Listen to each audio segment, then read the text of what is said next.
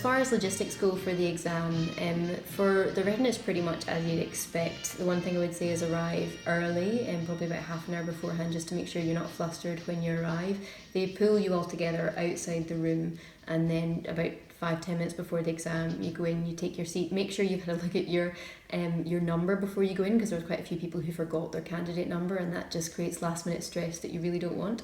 So make sure you know what your number is, you sit down, and then the clock starts, and it's over very, very quickly, both the written components. There's a short period of time between the two written ones, which is nice, so it's enough time just to go and grab some lunch, depending on your venue. It seems to be somewhere where you can go for lunch. I went, had a bit of a walk and got some fresh air and had something to eat, and then came back in the afternoon feeling refreshed. The writtens are exhausting. At the end of the first day I just felt completely numb because my hand was tired from the writing, and your brain's pretty knackered because you've just been working at high tempo for quite a long period of time, so don't expect to do very much that evening. I flicked through my medical viva stuff that night just because I couldn't do nothing. I was too nervous to not do anything. The medical vivas, again, turn up early. They go really quickly as well. You're divided into groups, and there will be a portion of time where you're sitting outside the room waiting for your slot to go. And I had 2 buys before my first medical viva, which was not particularly fun because it just meant I was hanging around waiting for a big chunk of time. But I just used that to jot down on my bit of paper the things I wanted to ask and the structure I would have to the different systems, really. And then again, that was over very quickly, and it was kind of home time. So that was the kind of first bit was not too bad. The anaesthetic vivas, again, arrive early, and they'll pull you outside the area, but it's all very structured. You take your ID, you sign yourself in, and then there's not really too long to wait before you go in for your anaesthetic viva. Again, you're divided into groups, and you will have a buy at some point, and if it's the first one, it's not ideal, but it just again gives you time to settle your thoughts with a bit of peace and quiet. They flow really, really quickly. So again, the morning is over really, really quickly. And then annoyingly, there is quite a big gap, and I was surprised at how long that gap took to pass, because really after the first ones, you just want to get the next ones done and be done with it. So just make sure if you can do stuff together so you're not sitting fretting about what you've just talked about and what's to come. So we just went as a group and had lunch together and then sauntered back just beforehand.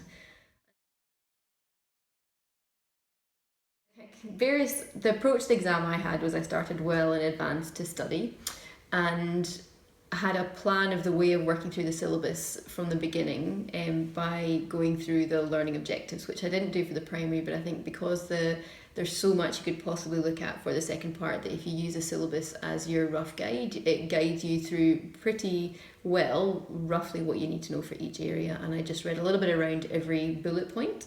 And by doing that, I thought at least if something off the wall or random comes up in the exam, I'm going to have at least read something about it.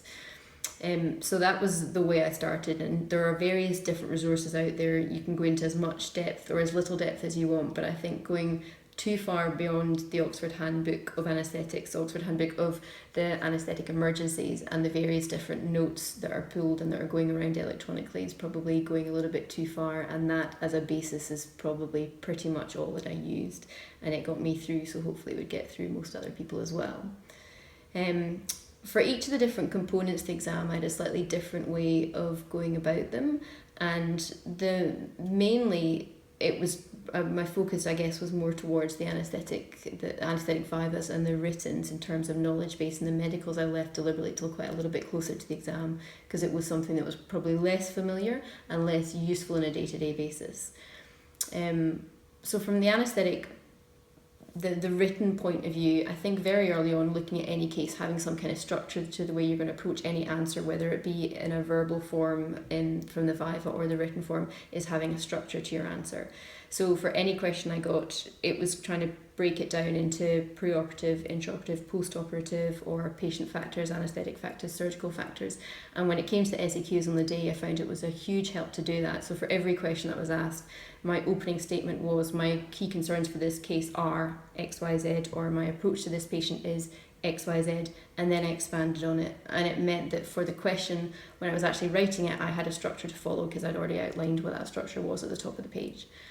So from that point of view, whenever you approach anything, I think on a day-to-day basis, when you're thinking about the exam, trying to put every question or every patient you see on your list into an anaesthetic viva is useful because it just gets your brain thinking that way from a very early stage. From the written point of view for the SAQs, I think practice is also really important just from a timing point of view, because you don't have very much time and there's a lot of questions. And unlike the primary where going through the previous questions is useful from a knowledge point of view, I think it's more from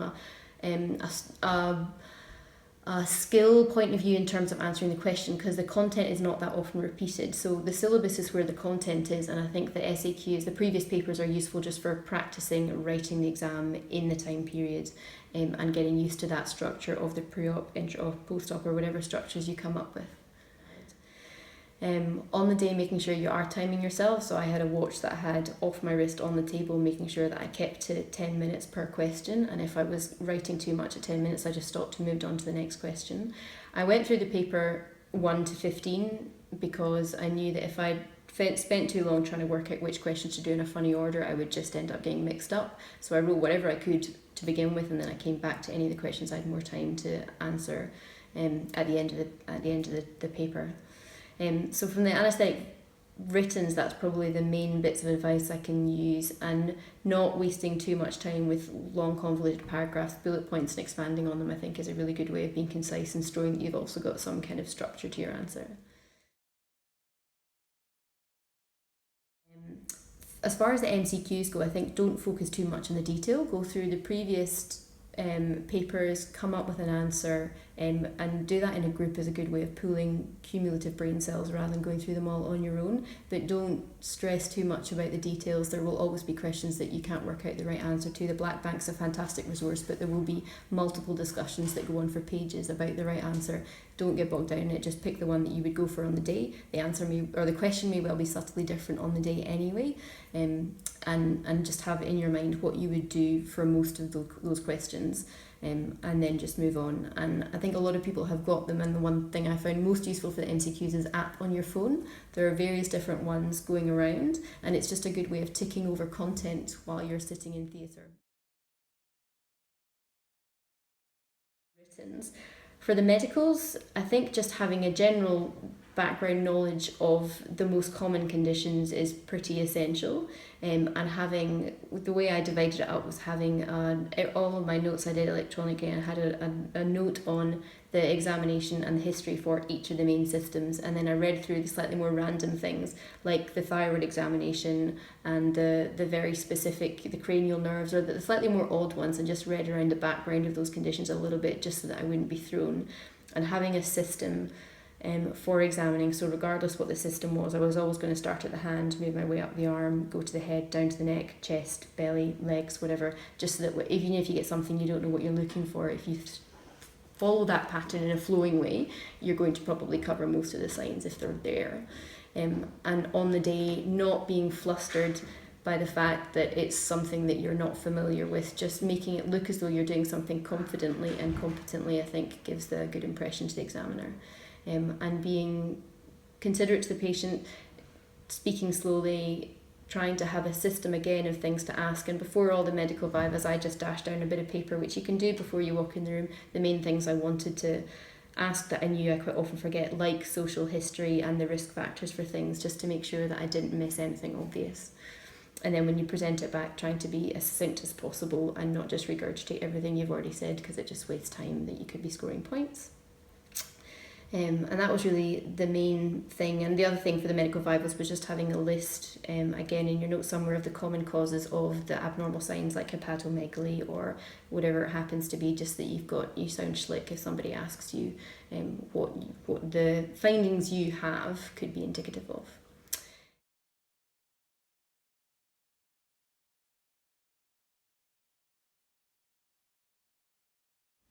So just a note as an aside about specialist terms, don't stress too much if you haven't done your cardiac or your neuro or whatever specialist term you think you need to have done, because firstly the specialists make up a small component of the exam anyway. And if you get asked something that you're not 100% sure about, it's just going back to first principles, how you would manage a high risk patient, and using a bit of common sense, you can apply that to whatever specialty it's relating to, whether it's neuro or cardiac. And as long as you go back to first principles and you come up with a sensible approach and say that you'll look up X if you don't know what it is, then you can't really go far wrong. And as I said, it makes up a relatively small component of the exam compared to just being a safe general anaesthetist, so don't stress too much about it.